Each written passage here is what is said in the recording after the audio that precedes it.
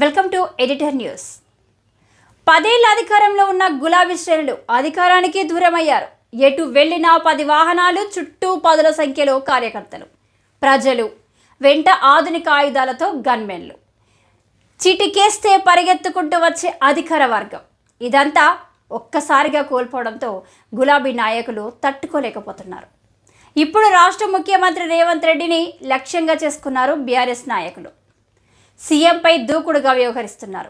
ఒక్క CM Revanth రెడ్డినే target చేయడం లేదు, ఆయన సోదరులను కూడా టార్గెట్ చేస్తున్నారు. అవినీతి మరకలు అంటించేందుకు ఎన్నో ఎత్తులు వేస్తున్నారు. సీఎం విదేశీ పర్యటన నేపథ్యంలో బీఆర్ఎస్ దూకుడు మరింత పెరిగింది. సీఎం రేవంత్ రెడ్డి ఛాలెంజ్గా తీసుకొని రైతు రుణమాఫీ హామీని అమలు చేస్తున్నారు. కాంగ్రెస్ కార్యకర్తలు ఆశించినంత మేరకు రాష్ట్ర మంత్రివర్గం ప్రచారం చేయడంలో విఫలమైందనే అసంతృప్తి కూడా ఏర్పడింది.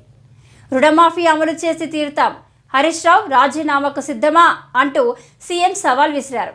సవాల్కు తగ్గట్టుగా రుణమాఫీ అమలవుతుంది, కానీ హరీష్ రావు రాజీనామా చేయాలంటూ అధికార పార్టీ తన ఆశయాలకు తగ్గట్టుగా నిలదీయకపోవడం విశేషం. అసెంబ్లీ సమావేశాల్లో పేరు పెట్టకుండా సీఎం అక్కలు అంటూ ప్రస్తావించారు. మహిళలను అవమానించారంటూ సీఎం దిష్టిబొమ్మలను దగ్ధం చేశారు. బీఆర్ఎస్ నేతలు సీఎంను సోషల్ మీడియా వేదికగా హరీష్ రావు, కేటీఆర్ టార్గెట్ చేస్తున్నారు.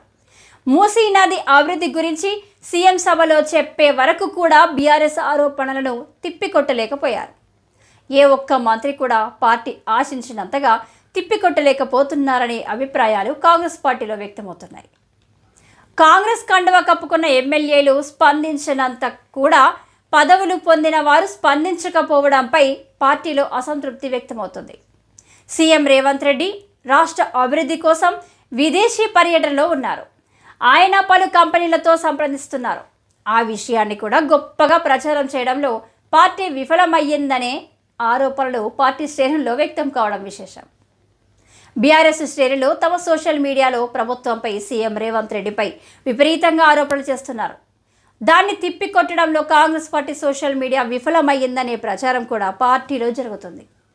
అధికారంలోకి వచ్చిన తర్వాత సోషల్ మీడియా పాత్ర తక్కువైందనే ఆరోపణలు కూడా కాంగ్రెస్ పార్టీలోనే వ్యక్తం కావడం విశేషం.